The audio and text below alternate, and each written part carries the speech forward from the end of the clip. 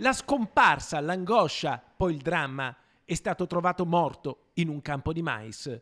Tutto accade nelle campagne di Sossano, nel Basso Vicentino. I carabinieri stanno indagando sulla fine misteriosa di un bracciante liberiano.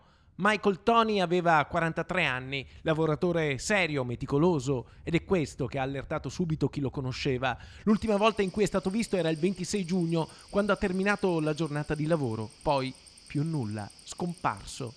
Alle chiamate il cellulare suonava, ma non rispondeva nessuno. Strano, inusuale per uno come lui. Tanto che il 1° luglio il titolare dell'azienda per cui lavorava Michael Tony si è presentato in caserma dai carabinieri per denunciarne la scomparsa.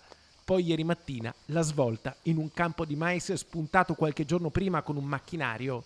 La lavorazione andava terminata manualmente, ma quando i braccianti sono arrivati sul posto si sono imbattuti in un corpo senza vita, in avanzato stato di decomposizione. A Sossano sono accorsi i carabinieri del nucleo investigativo provinciale. La vittima è stata riconosciuta grazie ai documenti che aveva con sé.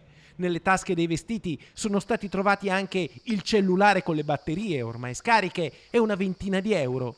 A quanto parrebbe, da un primo esame effettuato sul cadavere dal medico legale, la data del decesso sarebbe compatibile con quella della scomparsa. Il corpo, rimasto esposto prima al caldo soffocante e poi alle piogge violente degli ultimi giorni, non ha permesso riscontri certi sulle cause della morte. Non sono state riscontrate ferite evidenti, ma solo l'autopsia potrà dare le prime risposte. La procura ha aperto un fascicolo, ma per il momento la morte del bracciante è ancora un giallo.